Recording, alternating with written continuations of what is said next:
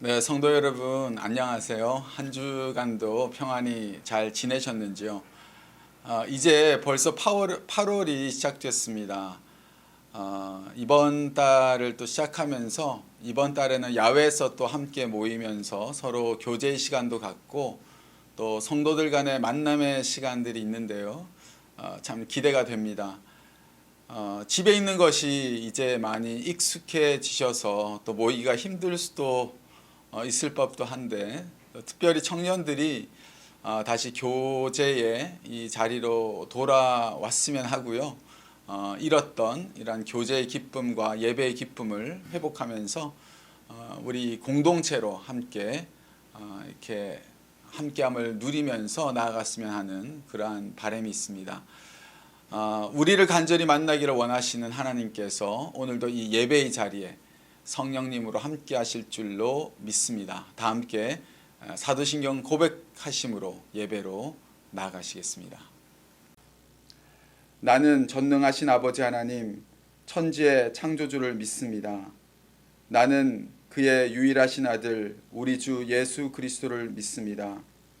그는 성령으로 잉태되어 동정녀 마리아에게서 나시고 본디오 빌라도에게 고난을 받아 십자가에 못 박혀 죽으시고 장사된 지 사흘 만에 죽은 자 가운데서 다시 살아나셨으며 하늘에 오르시어 전능하신 아버지 하나님 우편에 앉아 계시다가 거기로부터 살아있는 자와 죽은 자를 심판하러 오십니다. 나는 성령을 믿으며 거룩한 공교회와 성도의 교제와 죄를 용서받는 것과 몸의 부활과 영생을 믿습니다. 아멘.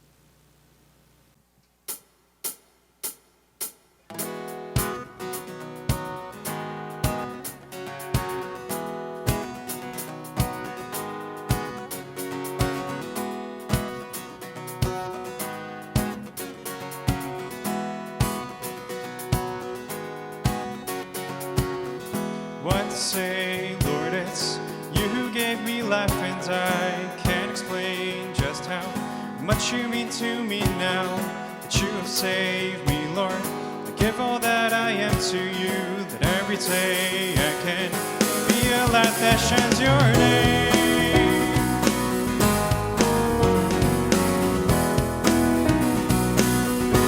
Sing every day. Every day, Lord, I learn to stand upon your word, and I pray that I might come to know you more, that you would guide me in every single step I take back.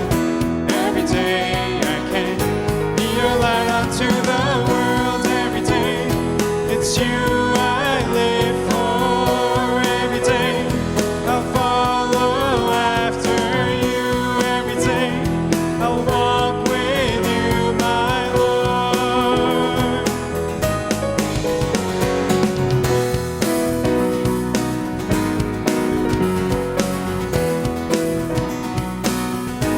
Sing every day. Every day, Lord, I'll learn to stand upon your word, and I pray that I might come to know you more, that you would guide me in every single step I take, that every day I can be your light unto the world. Every day it's you I live for. Every day I'll follow after you. Every day I'll walk with you, my Lord. Let's sing it again. Every day. Every day it's you I live for. Every day I'll follow after you. Every day I'll walk with you, my Lord. It's you I live for every day. It's you I live for every day. It's you I live for every day. It's you I live for every day. It's you I live for every day. It's you I live for every day. It's you I live for every day. Sing it louder.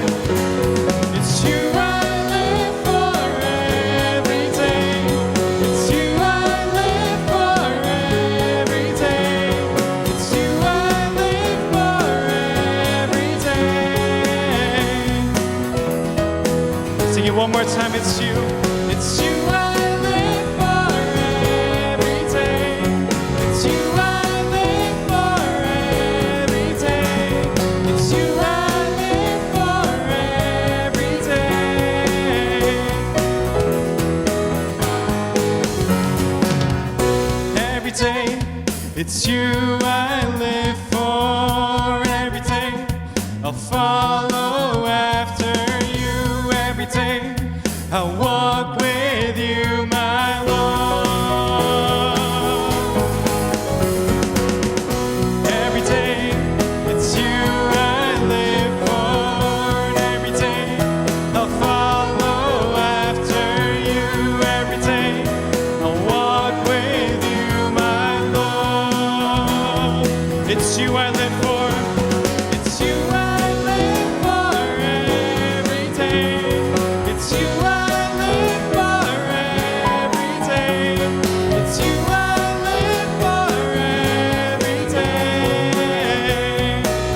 Sing it again. It's you I live for. It's you I live for every day. It's you I live for every day. It's you I live for every day.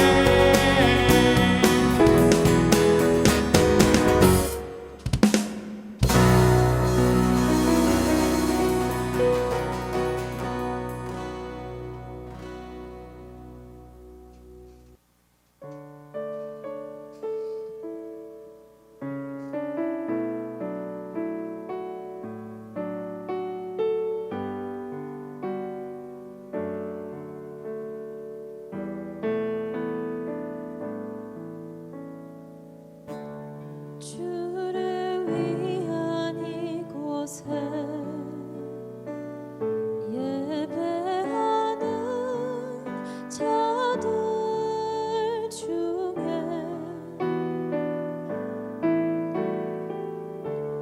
그가 찾는 이 없어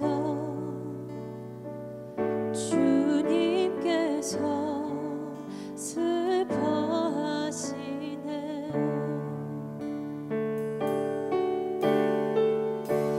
주님이 찾으시는 그 한 사람 그의 배자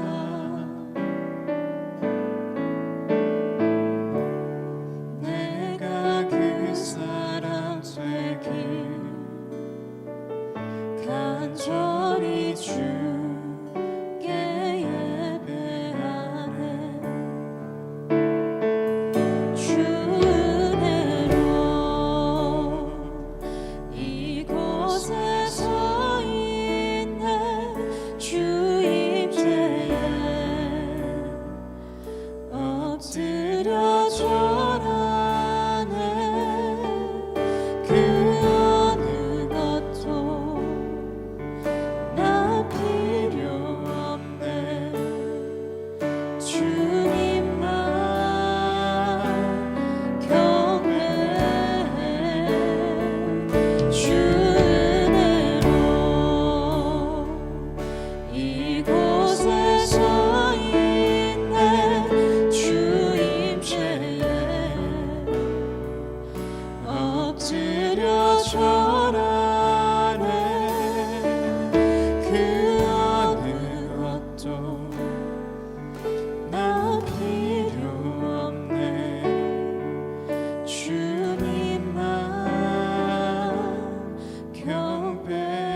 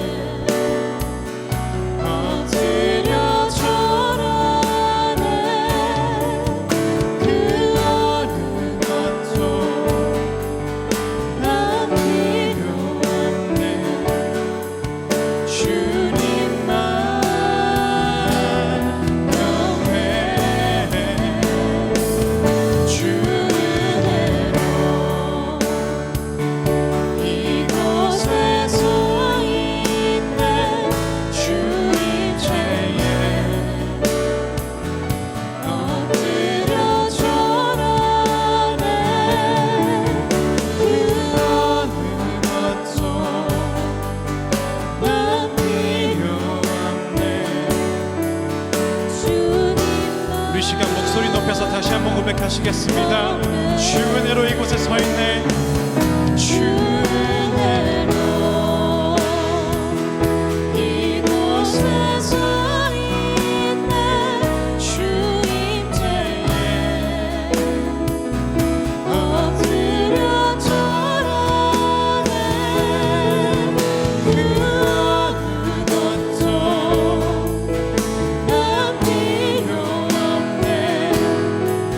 주님만 경배해. 주 은혜로 이곳에 서 있네. 주 임재에 엎드려 절하네. 그 어느 것도 난 필요 없네. 주님만 경배해. 다 같이 기도드리며 나아가시겠습니다.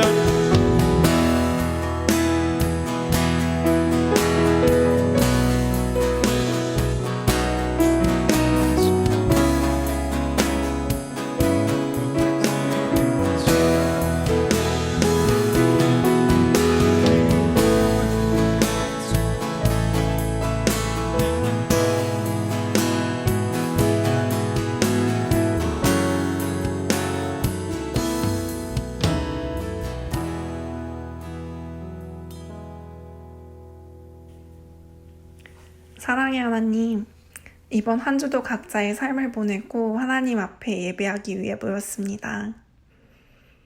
오랜 기간 각자의 공간에서 따로 예배드리고 있지만 끊임없이 함께 예배하고자 하는 마음 주심에 감사드립니다. 이 시간만큼은 모두 걱정, 근심, 그리고 잡다한 생각들 내려놓고 온전히 하나님께 집중할 수 있는 시간 되길 기도합니다. 한 사람 한 사람 마음속에 임재하여 주세요. 저희를 필그림 커뮤니티 교회 공동체로 불러주신 것에 감사드립니다. 하나님의 뜻이 있는 곳에 저희의 눈과 마음이 있길 기도합니다. 하나님의 눈물이 있는 곳에 저희의 눈물이 있길 기도합니다. 각 필컴에서 진행 중인 사역들, 그리고 팬데믹으로 지연된 새로운 사역 준비들, 모든 준비와 행함 속에 예수님이 중심이심을 고백합니다. 부족한 저희가 공동체로서 지역사회의 빛과 소금의 역할을 잘 감당할 수 있게 준비시켜 주시고 그 모든 행함 속에 하나님의 영광만이 드러나길 기도합니다. 무엇보다 필컴 성도들 간의 관계가 하나님의 사랑으로 차고 넘쳐서 그 사랑이 사역을 통해 만나게 되는 모든 관계들에게 흘러가길 기도합니다. 오랜 기간 동안 함께 얼굴 보며 교제하지 못했던 저희 공동체가 오늘 오랜만에 야외 예배를 갔습니다. 웃는 얼굴로 서로 안부를 묻고 교제할 수 있는 시간 될 수 있게 하시고 무엇보다 모두 안전히 건강히 모임을 마칠 수 있도록 모든 순간 주님께서 주관하여 주세요. 예수님의 이름으로 기도드렸습니다. 아멘.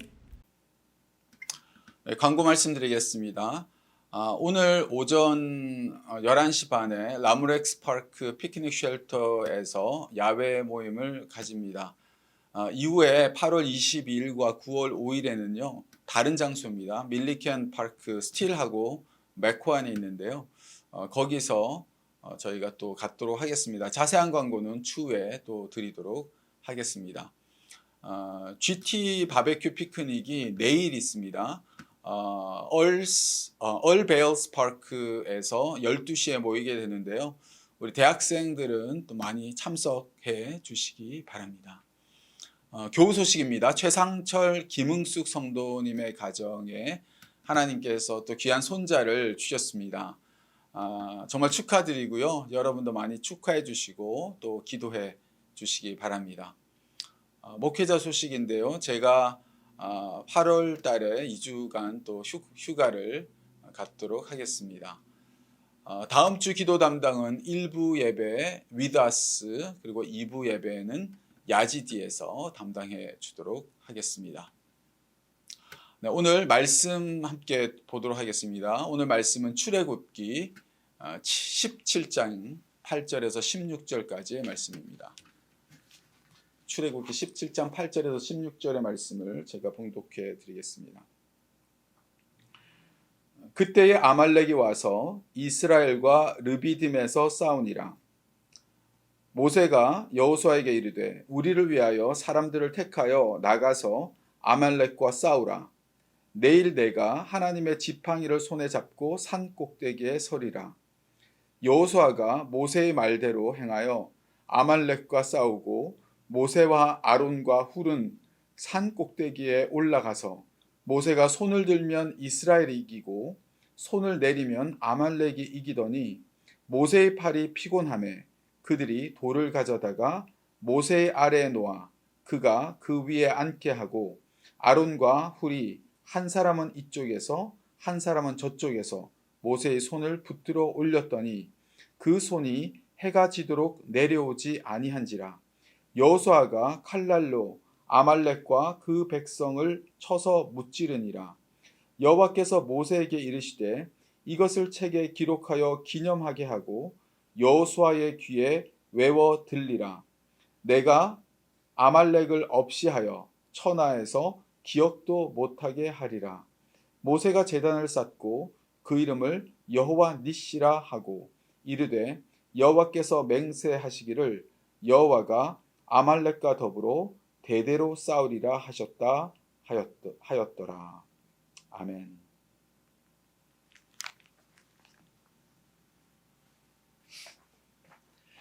Good morning, everyone. We're looking at the book of Exodus, and this is the story of Moses and his people. And they're navigating around this desert until they can one day get to their promised land. And this section should be of an interest to you because this is their adolescent years where they are growing up to be rightful God's people. And many of you guys are literally growing up as well. You are growing into God's people as well, so it should be of interest to you. But even if you're not that young and maybe you've stopped growing physically, it still should be of an interest because you could say that we never finish learning to grow into God's people, do we? Because if heaven is our home, if that is our promised land, then our life here is the desert where we are being trained. So try to see yourself today with the Israelites in the desert as we look into this passage. So far, ever since the Israelites left Egypt, we've seen them struggle with a few challenges so far. We saw a challenge that they had because they had no water or because they had no food. And all of these challenges are challenges that are coming from within themselves. You know, they couldn't trust Moses because of this, and they couldn't trust God because of this. So there was a bit of a fighting going on inside among themselves between Moses and people and God and people. But today, what we will see today is a bit of a different type of difficulty. Because this time, they're going to be attacked by an outside source, the people of Amalek. And through this recount of this battle between Israel and people of Amalek, what we will see then what is our version of this battle that's going on, and what we are going to need to fight this battle. So let's take a look. Let's take a look at the battle and what happened. First of all, who are the Amalekites? And why did they attack Israel? Who are the Amalekites and why did they attack? The Amalekites were people who lived mostly in this wilderness desert region. And these people are actually one of the most longest and most hostile enemies of Israel. They have a long history with Israel. Every encounter between the tribe of Amalek and between Israel recorded in the Old Testament is about fighting. They really fought with each other for a long time. And our passage describes their first encounter together, and it seems like the Amalekites attacked Israel without any kind of a certain provocation. They just sort of attacked. All it says in verse 8 is that while the people of Israel was in the desert, the warriors of Amalek attacked them. See, there's no obvious provocation. They're in the desert and they got attacked. It's possible that the Amalekites didn't like the Israelites being there because now that meant that you now need to maybe compete for water. Maybe there's limited resources in the desert and they now need to fight for that resource. But whatever it is, we don't know the exact reason why the Amalekites attacked. What we do know, though, is that these people, these Amalekites, were not the nicest people. They were they were shrewd people. They were people, the kind of people that would attack the weak.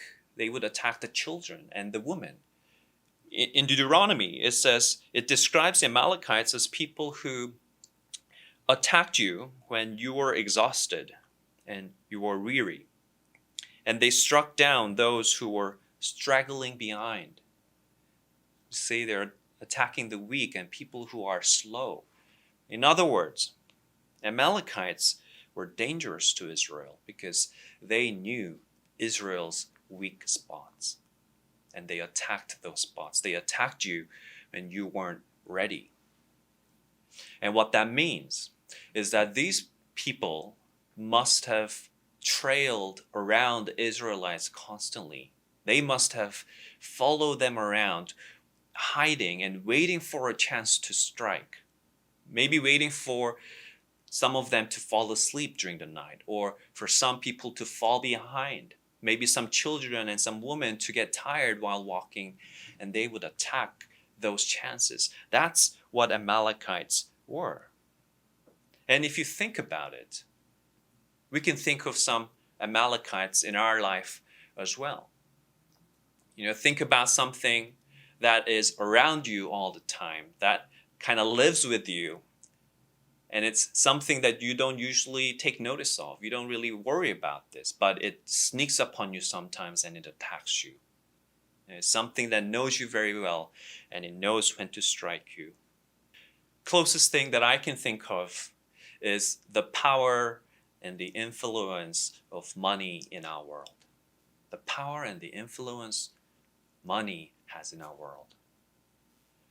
Like the Amalekites, the power of money is all around us. It lives with us. But we don't really think about it. We don't really notice it, do we? Until the day it sneaks up on us. And money knows our weaknesses really well, and it attacks where we are most shameful about ourselves. Think about things like advertisement or the way that we compare ourselves to other people. It attacks where we feel most insecure. Like an ad for a car, that advertisement isn't trying to sell you a tool that moves you from point A to B. It's trying to sell you a life that you wish you had. It's like how Amalekites followed around and knew who and where the weak spots in the Israelite camp were and attacked. We have a lifelong battle with the powers and influence of money that is all around us all the time and is waiting to strike us. And maybe you can think of something else, some other Amalekite in your life. Maybe it's your need to be approved by people. And times where you are most stressed and most sad is times when you don't feel loved, feel approved by others. Or maybe it's your need to achieve things or accomplish things. Whatever it is, we have the Amalekites in our life that follows us and is with us all the time, but we don't notice, but we are struck by it when we are most weak. That's what we're battling against. Well, then next, Moses tells us how to fight this battle. He says to his people, if you read down, he says, "Choose some men to go out and fight the army of Amalek for us. Tomorrow I will stand at the top of the hill, holding the staff of God in my hand.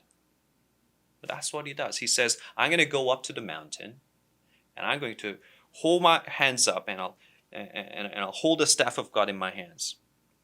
So as the Amalekites attacked Israel, Moses, with some of his companions, they went up to a nearby hill. And it says that as long as Moses held up the staff of God in his hands, they started to win the battle. But as soon as he dropped his hands, the Amalekites started to win. Now I want you to picture this, right? Moses is up there on the mountain and is holding his hands up with the staff of God in his hands, which is the presence of God in his hands. And he's praying up there. It's capturing a picture of someone who's really desperate, doesn't it? To someone to go up to the top of a hill and to hold a staff like that. He's clinging to the presence of God as he relies on the power of God to fight that battle for him. And I want you to think, as good as this sounds, as perfect as this picture is, to rely on God when we have to choose to rely on God when there's a battle going on. As good as this sounds, let's just talk about how hard this is, right? Don't we agree that this is really hard when something is burning in our life, something is going on in our life? Isn't it so hard to rely on God? Think about Moses in his shoes. As his people are fighting that battle right now, and they're battling against the Amalekites, Moses, who is supposed to be their leader and their commander, is heading up to the mountaintop, not to the battlefield. And he's holding a staff of God, while others are holding swords to fight this battle. And people who looked at this might have disagreed with his leadership, with his actions. Some of them might have said, where are you going, Moses? You got to go to the battlefield, not to go and hold a staff up at the mountaintop. But instead, what we see is Moses choosing to do what is more difficult at that time. He could have chosen the easy thing, the obvious thing, to go to the battlefield to fight. But he goes up to the mountaintop to rely on God. And he could have chosen to do what is more expected of him, what others wanted of him, but he chooses to go and do what God would have wanted him to do. You see, we all know that choosing the way that God wants us to choose in our life is always hard. It's always narrower. It seems like being a Christian is always steeper. It always requires something more. But Moses is choosing to do that. And are we choosing to do that then? Recently, I talked to someone. I was talking to someone recently and I was struck. This person who is just beginning to take steps in the real world. And this person was talking about their hopes and dreams in their future. And this person says something along the lines of wanting to find a job where they can go into poorer neighborhoods and serve God there instead of going into a more wealthy or a more established neighborhood where they will be able to make better money. And as I was listening to this young person speak about this dream, I was very proud of them. I was very pleased with them. But also at the same time, I felt and I responded, I said to this person, that's going to be really difficult to choose to go into poor neighborhoods instead of better neighborhoods. That's going to be really difficult because when you finish school and you've got lots of debt to pay, and you also see friends making more money than you and buying nicer things, and you see your parents needing some of your help financially, and maybe down the road you also get married and you got a child, all these things will add up to make you want to choose the safe road, the stable path, the predictable path over taking a riskier path for God. And the more we talked about this sitting down, the more we realized that this person was going to need the support from people like me and Christian brothers and sisters in their life. This person was going to need all the help that they can get for them to prop this person up, to be able to continue holding on to the staff of God in this narrow path that this person was dreaming of.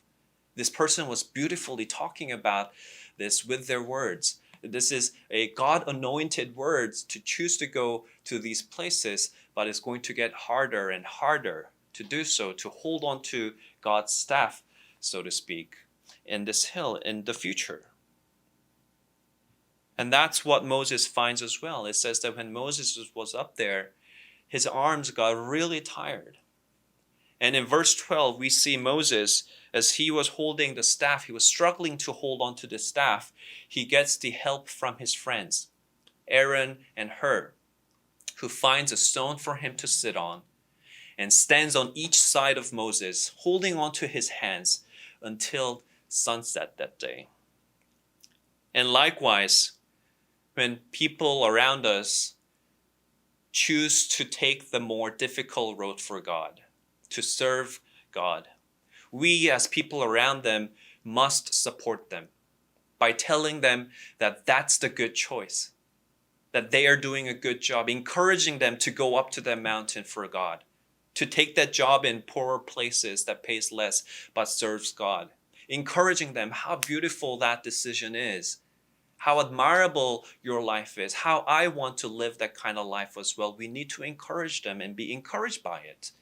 But instead, maybe sometimes we are the opposite of this these days. Sometimes you're a group of people who tells this person, knowingly or unknowingly, we say to this person, what are you doing? You need to take the better job. You need to choose the higher paying options. You're too naive. You don't know how this world works. You've got to take care of your people. You got to make money for yourself and your people. Maybe you don't even say it like that obvious, but maybe by the way that we act, the way we treat these people, maybe we start to treat them as less when they make less money or they are in less prestigious positions.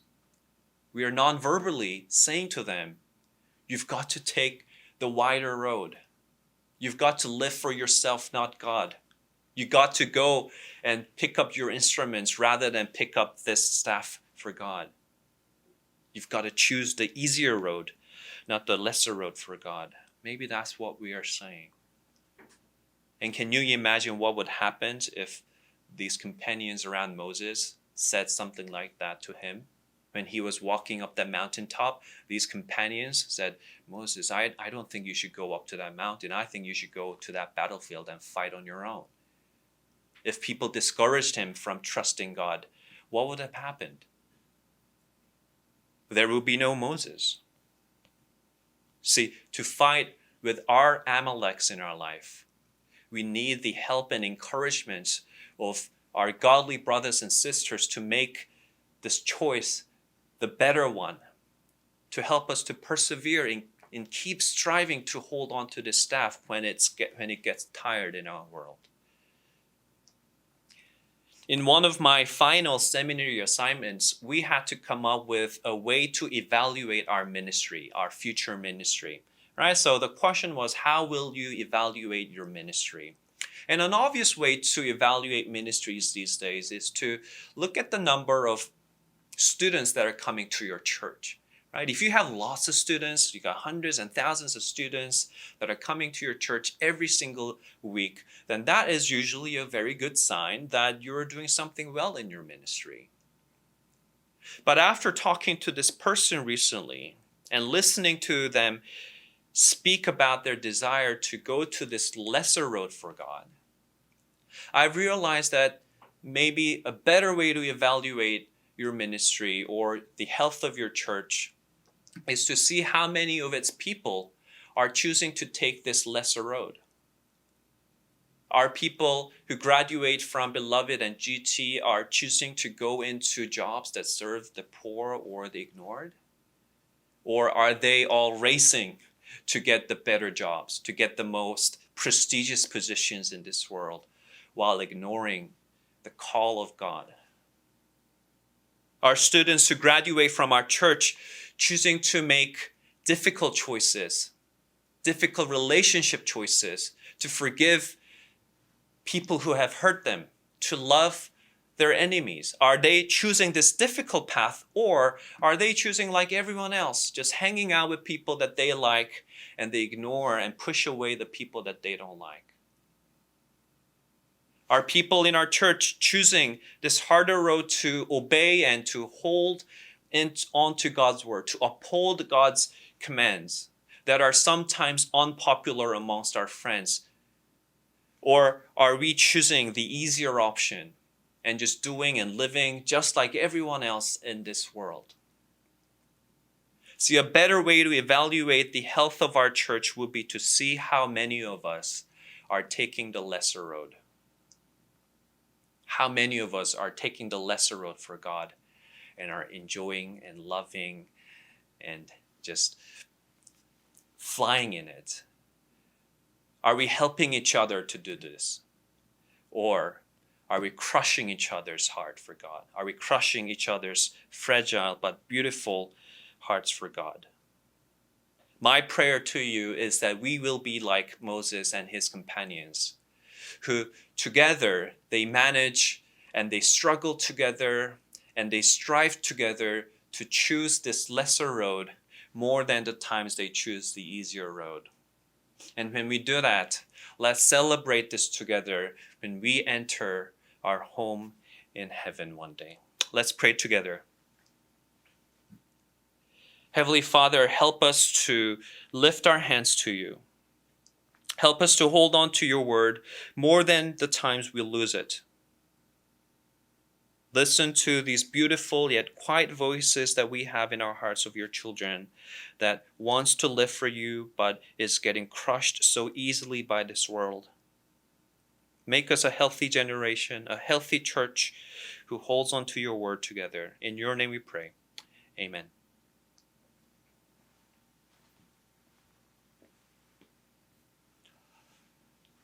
저희는 지금 이스라엘 민족이 출애굽해서 현실 속에 당면했던 여러 가지 이야기들을 함께 살펴보면서 이것이 먼 이스라엘 백성들만의 이야기가 아니라 바로 오늘날 구원받은 우리들이 살아가고 있는 이 현실 속에서도 동일하게 겪고 있는 그러한 이야기임을 저희가 함께 보고 있습니다. 출애굽, 즉 구원을 받았다고 해서 바로 가나안으로 간 것도 아니고 좋고 만족한 삶의 이야기가 펼쳐지는 것도 아님을 성경은 우리에게 보여주고 있습니다. 오히려 정반대로 구원받은 자들이 맞이한 그 현실은 바로 광야였죠. 그것도 우리의 가장 필요한 부분들이 결핍되어 있는 바로 그러한 곳이었다는 것입니다. 그러한 여정 가운데에서 이스라엘 백성들은 하나님이 진정 어떠한 분이신지를 계속 알아가고 체험하게 되면서 점점 하나님의 백성답게 만들어져 갔던 것이죠. 오늘 저희가 함께 살펴본 본문은 이 이스라엘 백성들이 출애굽을 하여서 처음으로 이 광야에서 대적을 만나는 그러한 장면입니다. 여러분 8절에 보시면요.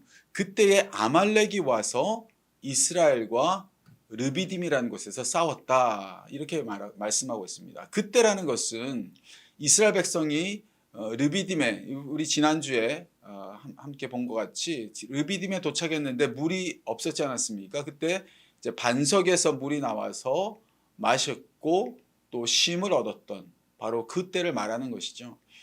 그때 이스라엘 민족은 그러한 가운데에서 이제 처음으로 이 대적을 만나게 된 것입니다. 그 장소에서 바로 이 아말렉 민족인데요.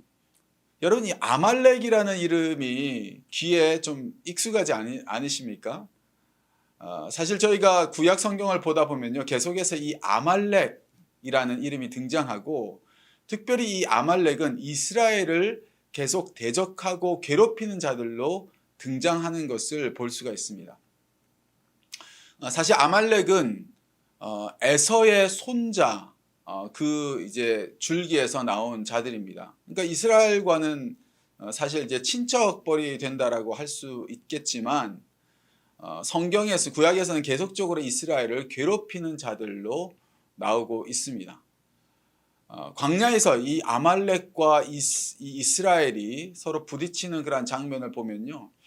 신명기 25장 17절에서 18절에 보시면 이렇게 되어 있습니다. 제가 한번 읽어드리도록 하겠습니다. 너희는 애굽에서 나오는 길에 아말렉이 내게 행한 일을 기억하라. 곧 그들이 너를 길에서 만나 내가 피곤할 때에 내 뒤에 떨어진 약한 자들을 쳤고 하나님을 두려워하지 아니하였느니라. 이렇게 말씀하고 있습니다. 그러니까 이들은 이스라엘 민족이 오랜 행진으로 지쳐 있을 때에 뒤에 처진 힘없는 자들, 힘없는 여자들, 노인들, 그러한 자들이 밀집된 부분을 치는 그러한 비겁함과 비열함을 보인 그러한 사람들이었다 성경은 말하고 있습니다. 뿐만 아니라 가나안 땅에 이제 이스라엘 민족이 이제 40년 후에 들어갔을 때도요. 이 아말렉이 계속적으로 이제 이스라엘을 괴롭히는 부분이 묘사되고 있는데 여러분 다윗이 사울을 피해서 도망 다닐 때 기억나세요? 다윗이 이제 장정들하고 그 시글락이라는 곳에서 있다가 잠시 이제 자리를 비운 사이에 이 아말렉이 이 다윗의 무리가 머물던 시글락으로 쳐들어옵니다. 이 다윗과 장정들이 없는 사이에요. 그래서 거기에 아이들, 노인들, 여인들, 심지어 다윗과 장정들의 아내, 자녀들을 다 끌고 가버리고 시글락을 그냥 다 불살라 버렸죠. 그때 이 다윗의 부하들이 너무나 충격을 받고 완전히 전의를 상실해 버리지 않았습니까? 그러면서 그 모든 화살이 다윗에게로 향하게 되었죠. 다윗을 돌로 치자고까지 다윗의 부하들이 말할 정도로 어마어마하게 힘든 그런 상황을 맞이했던 것을 우리는 기억합니다. 바로 그 원인 제공자가 바로 이 아말렉 족속들입니다. 이 아말렉 족속들을 보면요, 계속 이 이스라엘의 발목을 잡는 그러한 모습으로 등장하는 것을 볼 수 있어요. 그래서 우리 아까 읽었던 이제 신명기 24장 17, 18절 바로 그 다음에 19절에는요. 당신 이렇게 말씀하고 있죠. 당신들은 이 하늘 아래에서 아말렉 사람을 흔적도 없이 없애버려야 합니다. 그리고 이것을 잊지 말아야 합니다. 라고 말하고 있습니다. 오늘 저희가 읽은 맨 마지막 구절에도 보시면 여호와께서 맹세하기를 여호와가 아말렉과 더불어 대대로 싸우리라 하였더라. 이렇게 말씀하고 있어요. 그러니까 바로 이 아말렉이라는 존재는 여호와의 대적임을 보여주고 있는 것이죠. 이 아말렉은 이 신약의 관점에서 보면요, 이 크리스찬들의 어떤 원수, 대적, 뭐 히틀러와 같이 악을 상징하는 그러한 자들로 이 하나님의 백성들이 하나님이 원하시는 방향, 뜻과 하나님의 그 뜻과 목적대로 살아가지 못하도록 하는 그러한 존재로 그려지고 있다라는 것입니다. 다시 말해서 성경에서 보여주는 이 아말렉이라는 존재는 우리가 하나님의 자녀, 하나님의 백성으로 자녀답게 백성답게 살아가지 못하도록 우리의 약한 곳을 계속 공략하면서 넘어지게 하는 존재. 그래서 우리가 반드시 싸워야 하는 그러한 존재로 그려지고 있다라는 것입니다. 오늘 본문은 이 출애굽 이후에 그러한 이 아말렉이라는 존재와 처음으로 만나는 그러한 장면을 우리에게 보여주고 있습니다. 여러분 신약에서 우리가 뭐 지난주인가요? 같이 묵상도 했는데 예수님이 하나님의 나라가 세워지는 것을 그 씨 뿌리는 비유로 설명하는 것을 여러분 잘 아실 것입니다. 길가에 뿌려진 씨, 길가에 뿌려진 씨는 마음에 뿌려진 이 마음의 씨를 즉 악한 자가 와서 먹어버리죠.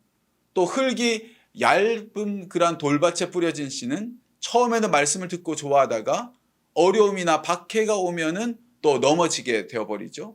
또 가시밭에 떨어진 씨는 말씀을 듣지만은 세상의 염려나 재물의 유혹에 의해서 또 말씀이 막혀버려서 결실하지 못한다. 이런 말씀을 하십니다. 바로 여기 이 비유에서 나오는 뭐 악한 자나 또 우리의 육신, 즉 뭐 어려움이나 박해든지 뭐 염려든지 또 뭐 재물의 유혹이든지 뭐 육신의 어떤 정욕이든지 욕심이든지 이 말씀이 결실하지 못하도록 하는 그러한 것들, 그러한 세력들이 뭐냐?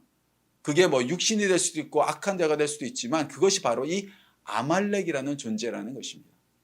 그래서 바울은 이 계속해서 구원받은 자가 싸워야 하는 그러한 육신의 모습에 대해서 그 서신에서 말하고 있는 부분을 보면요. 갈라디아서 5장 19절에서 21절에 보면 바울이 이런 말씀을 하고 있어요. 제가 한번 읽어드리도록 하겠습니다. 여기 보시면요. 이 육체의 일은 분명하니 곧 음행과 더러운 것과 호색과 우상숭배와 주술과 원수 맺는 것과 분쟁과 시기와 분냄과 당 짓는 것, 분열함, 이단과 투기와 술 취함과 방탕함과 또 그와 같은 것이라. 그렇게 말씀하고 있습니다. 그러니까 바울이 굉장히 이제 구체적으로 우리가 하나님의 그 뜻대로 살아가지 못하도록 하는, 하나님의 백성답게 살아가지 못하도록 하는 그러한 것을 열거하고 있는데, 이러한 것들이 계속 우리의 그 뒤를 붙잡는 거예요. 그러니까 아말렉이 이스라엘 민족이 여정을 가다가 피곤해서 지쳐서 뒤에 처진 자들을, 약한 자들을 계속 쳤던 것처럼 우리의 이 연약한 부분들을 계속 건드리면서 우리로 크리스찬의 삶을, 이 풍성한 크리스찬의 라이프를 살아내지 못하도록 한다는 것이죠. 여러분, 사람마다 약한 부분이 다 다르죠. 나의 아말렉은 무엇인가? 우리의 아말렉은 무엇인가? 그것이 뭐 악한 자, 뭐 어둠의 세력일 수 있고 우리의 육신의 정욕과 욕심과 육신의 생각일 수도 있지만, 어쨌든지 이러한 죄로 인해서 우리를 낙심하게 하고 좌절하게 하고, 그래서 포기하고 싶고 포기하게 만들고, 그래서 성장하지 못하도록 하고, 주님을 향한 그런 선한 뜻과 선한 그런 마음을 없애버리고 그저 우리의 육신의 생각과 육신에 머무르게 하는 것, 그것이 뭡니까? 바로 우리의 아말렉이다라는 것이죠. 오늘 본문이 우리에게 말씀하고 있는 것은 이것입니다. 바로 이 아말렉과 싸워야 한다. 구원받은 자에게 반드시 찾아오는 이 싸움을 싸울 것을 오늘 말씀하고 있는 것입니다. 모세가 오늘 우리에게 보여주고 있는 모습은 이것을 우리가 어떻게 싸워야 할지를 보여주고 있는 것이죠. 이 아말렉과의 싸움을 모세는 어떻게 싸우고 있는가? 여러분 보시면요. 모세가 산으로 올라갑니다.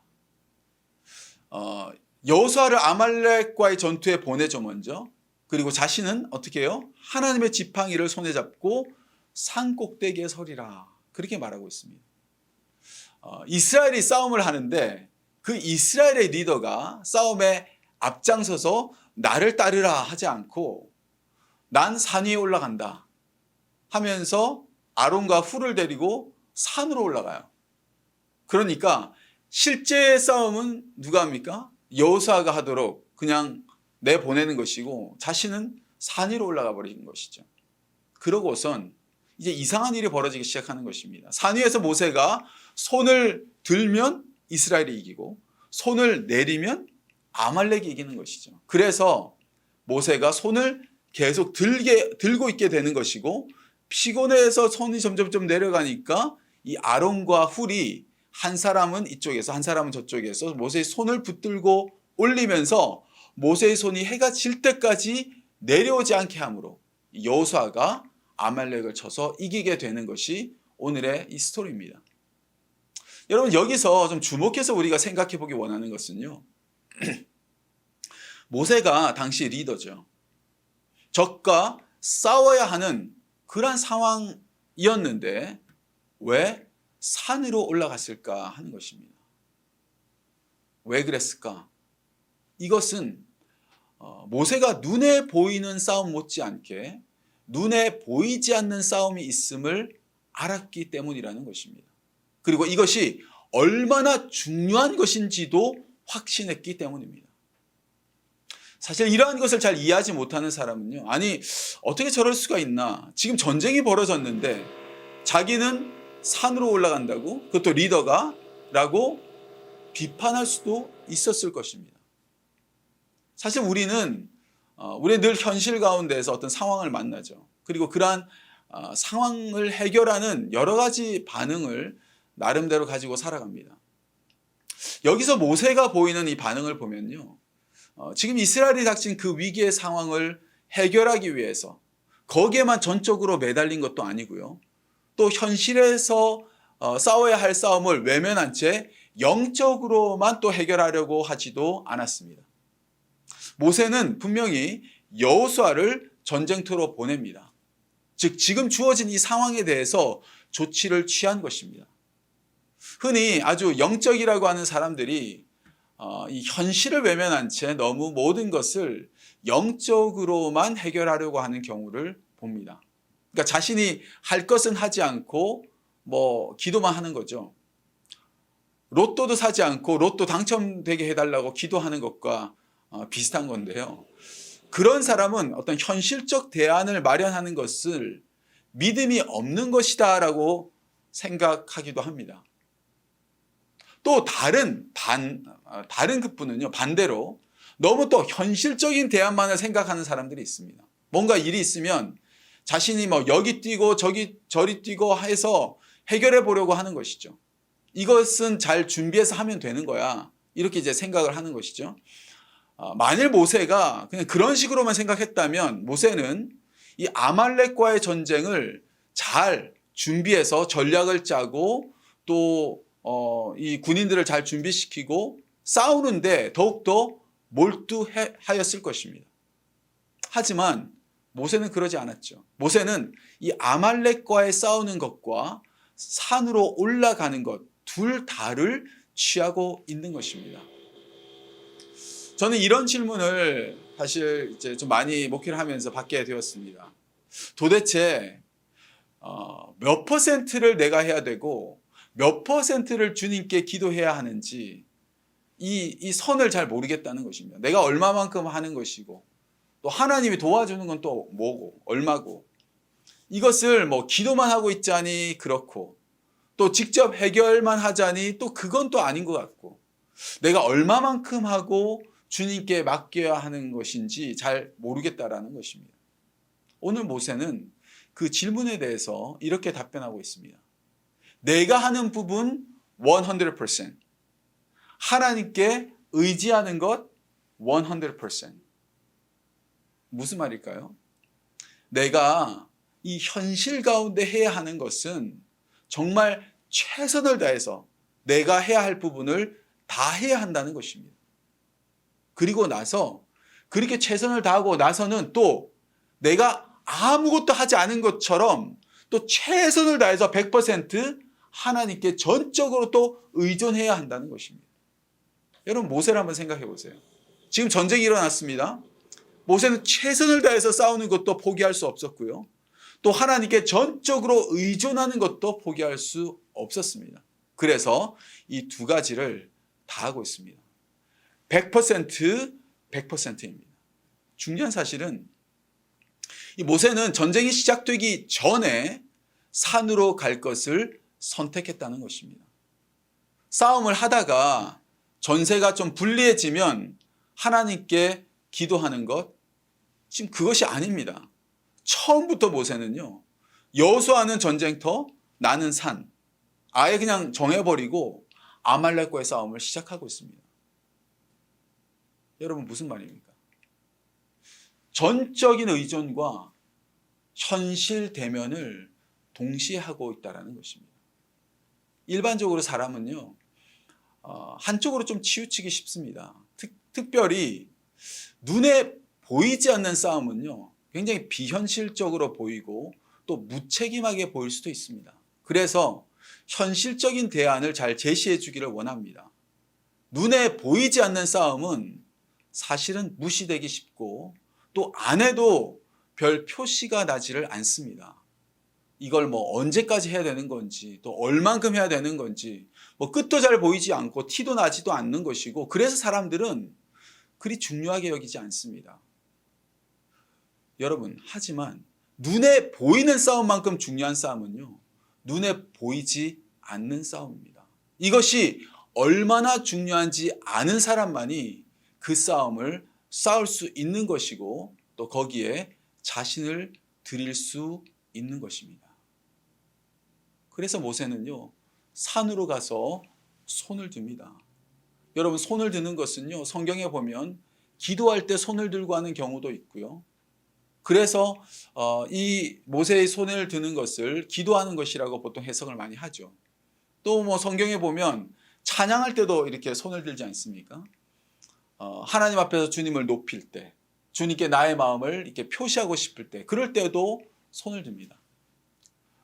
우리가 이 모세가 손을 든 것을 그저 기도하는 것이다라고만 좀 해석하기에는 좀 그런 것이, 먼저 성경은 기도라고 이제 구체적으로 말은 하고 있지 않고요. 또 이것을 기도하는 것으로 해석했을 때, 기도하면 다 되는 거야, 승리해.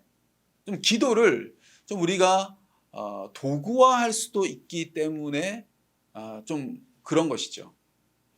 기도하면 모든 것이 이기고 승리하는 것인가? 기도 그 자체가 하나의 자기의 어떤 의가 될 수도 있기 때문입니다.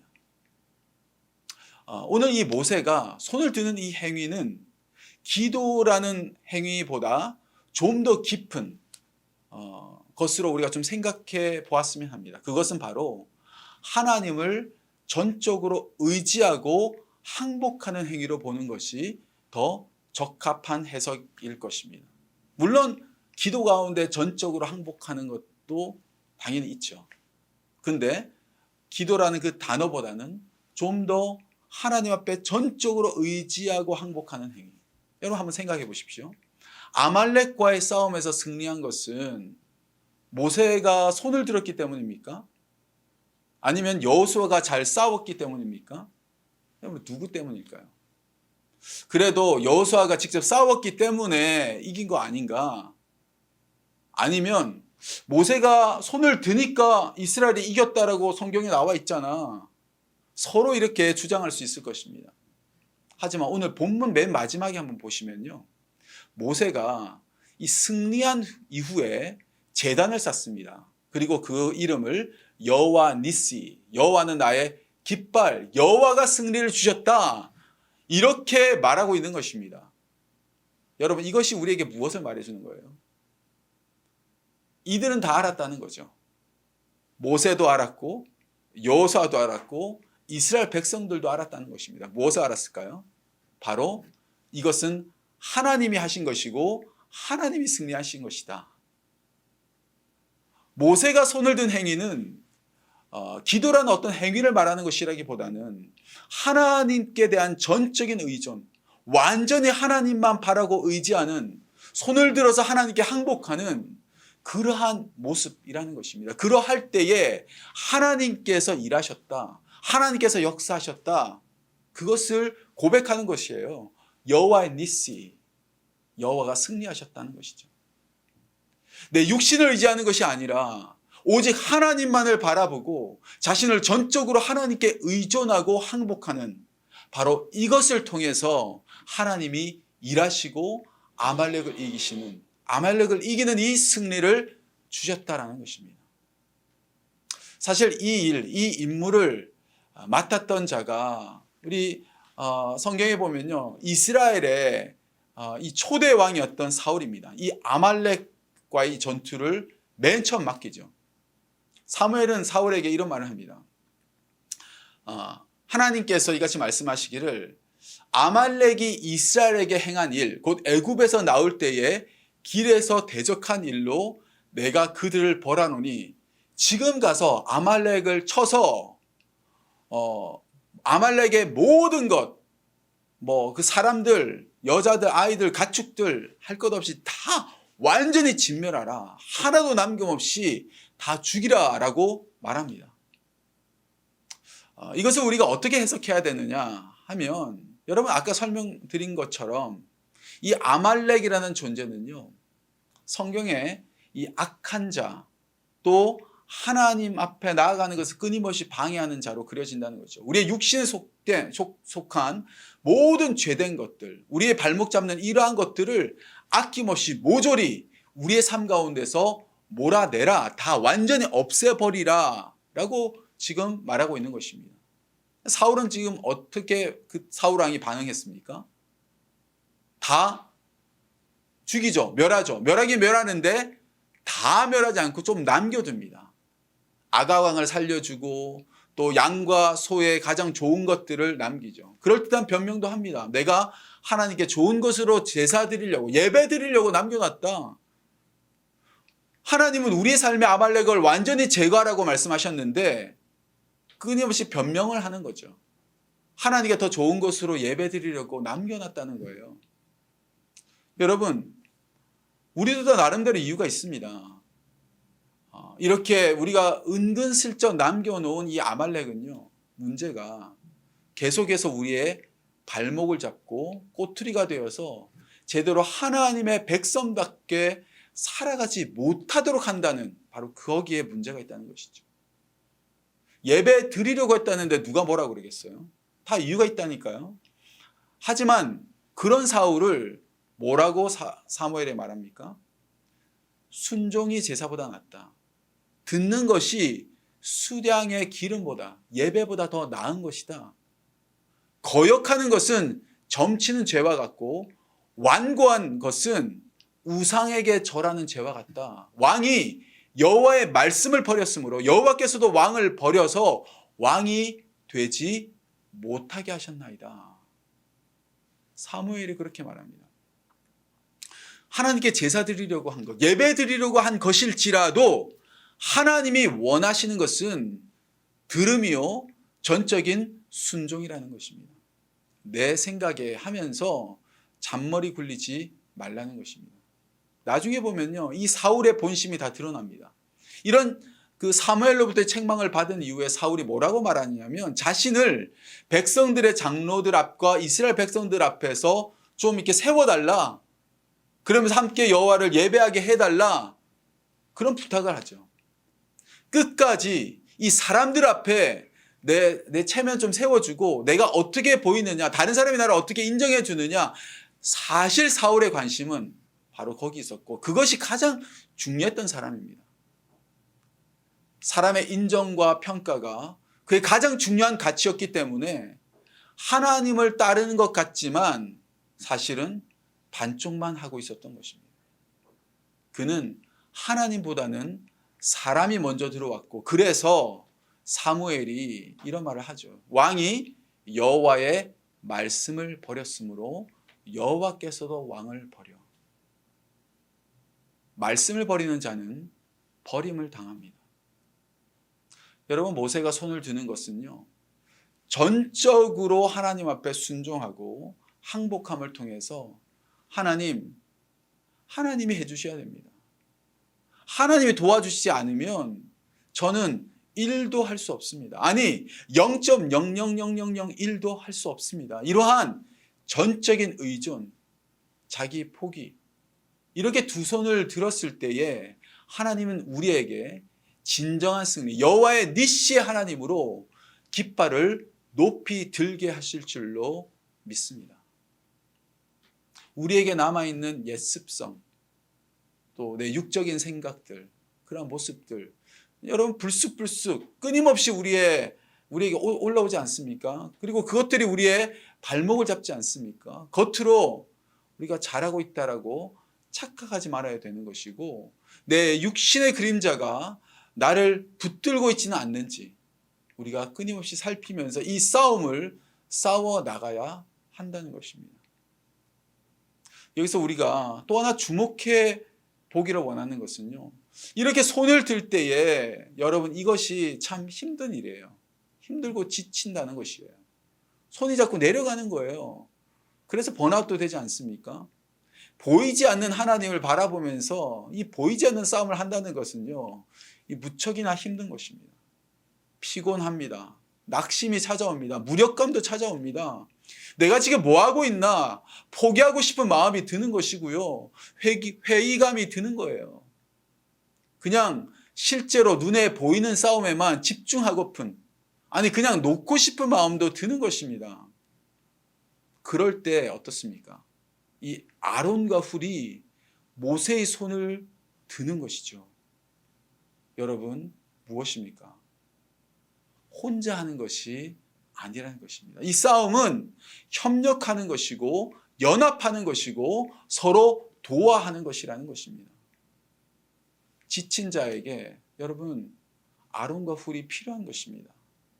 서로 더 돕고 더 격려하고 함께 우리가 이 싸움을 싸워나가기를 원합니다. 바로 이것이 공동체 아니겠습니까? 하나님이 우리 옆에 아론과 훌을 두셨습니다. 결코 내 혼자만의 기도로, 내 혼자만의 노력으로 우리 이거 감당할 수 없습니다. 도움이 필요한 것이에요. 여러분의 기도가 필요한 것이고요. 함께 한 마음, 합심된 마음이 필요한 것입니다. 그럴 때에 우리가 함께 살 수 있는 것이에요. 함께 승리할 수 있는 것입니다. 이스라엘의 승리는 그래서 모세의 승리가 아닙니다. 그것은 아론과 훌과 직접 전쟁에 나간 여호수아와 모든 백성들이 만들어낸 그 민족의 전체의 승리였던 것입니다. 사랑하는 성도 여러분, 눈에 보이지 않는 싸움을 싸울 수 있기를 바랍니다. 눈에 보이고 나타나는 그러한 상황, 현상에만 집중하지 않기를 바랍니다.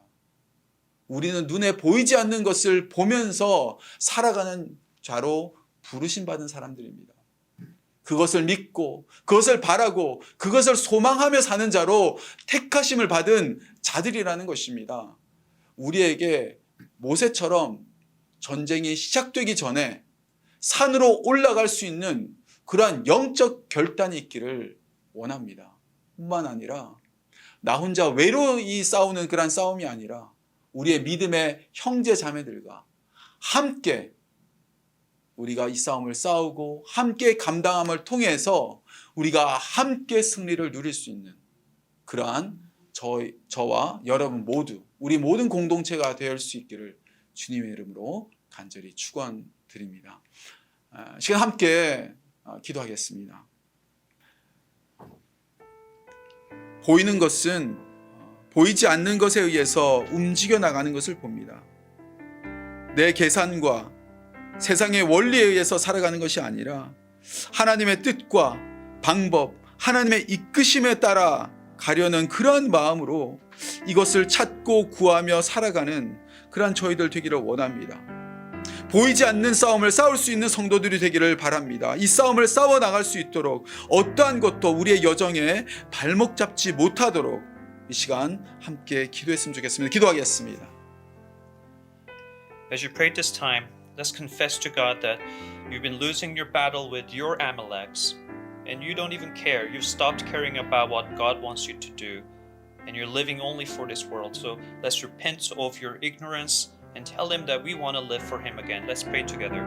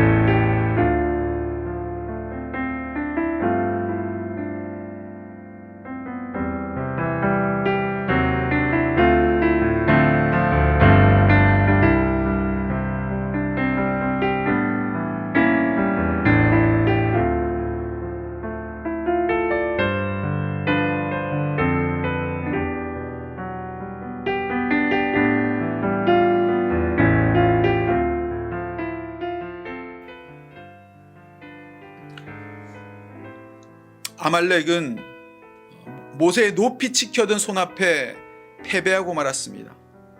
하나님 앞에 자신을 포기하고 항복하고 전적으로 의지할 때에 하나님은 우리를 위해서 싸우시고 일하실 줄로 믿습니다. 주님, 내 육신이 아니라 주님만을 전적으로 의지케 하시고 하나님께 내 손을 들게 하시고 이것이 승리의 기름을 믿고 살아가는 그러한 자 되게 하여 주옵소서. 하나님께 항복하며 하나님 앞에 두 손 드는 또 지친 자와 함께하는 아론과 훌이 되기를 이 시간 다 함께 다시 한번 기도드리겠습니다. As you continue to pray, pray for godly brothers and sisters in your life who will help you keep your eyes on God, on what He wants you to chase. God bless us with these godly companions because we can't live as faithful children alone. Let's pray together.